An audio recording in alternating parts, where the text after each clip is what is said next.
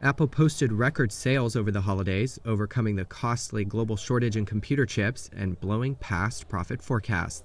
Industry analysts say the iPhone maker has handled factory shutdowns and shipping delays better than any of its competitors. And it was the top-selling vendor in China for the first time in 6 years, according to market research. The company used its buying power to squeeze vendors for supplies. Apple executives said chip shortages mostly affected its older products, particularly the iPad. Apple's growth in subscriber products like music, TV, and fitness is also helping to soften the blow of low supply of devices. The company said it's garnered nearly 800 million subscribers across its at least 7 offerings, which has soothed investors concerned about rivals such as Netflix. Trucker freedom! Trucker freedom! Trucker freedom! Travel out to the freedom, freedom! Travel out to the freedom! Bring me up to the front. I'll be back in a minute.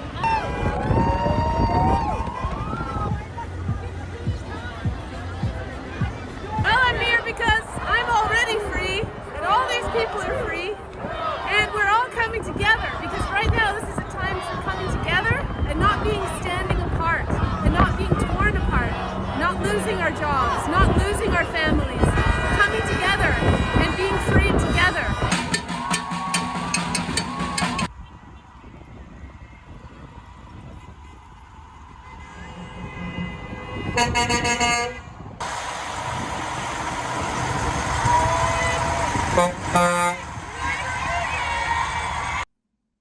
Not even strong economic data, the best in decades, could lift investors' spirits.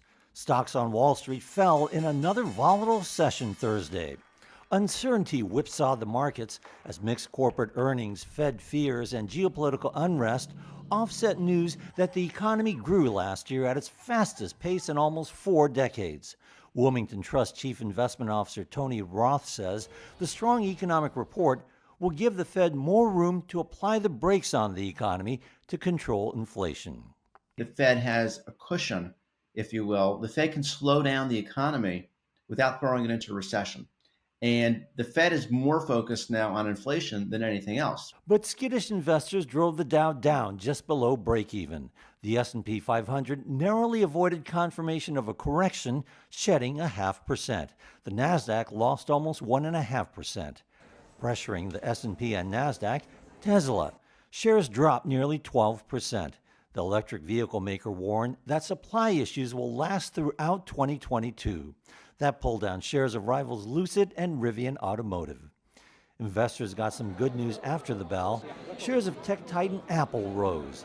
High demand for iPhones in China helped boost sales to a record in the holiday quarter, beating estimates.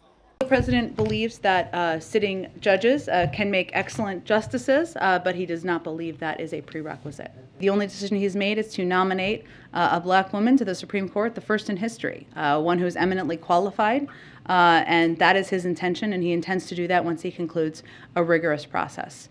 I would note that he has found eminently qualified nominees for judges that have been confirmed. 42, I believe, is the correct number, historic number of diverse nominees to serve in judgeships around the country. And certainly he's hopeful that when he puts that nominee forward, there'll be strong support from a range of senators.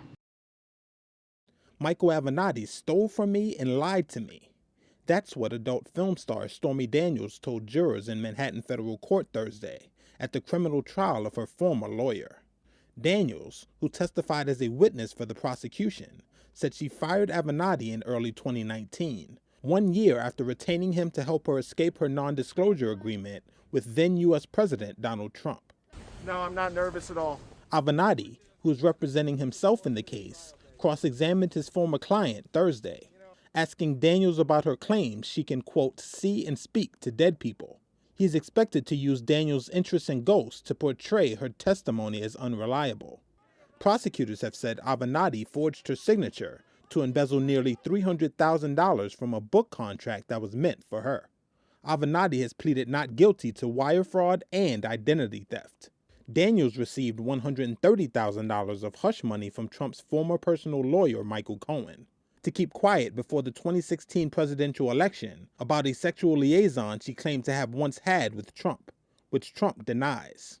Avenatti's work for Daniels, whose real name is Stephanie Clifford, helped propel him to fame in 2018, before a slew of criminal charges the following year ended his law practice. Should have never been filed.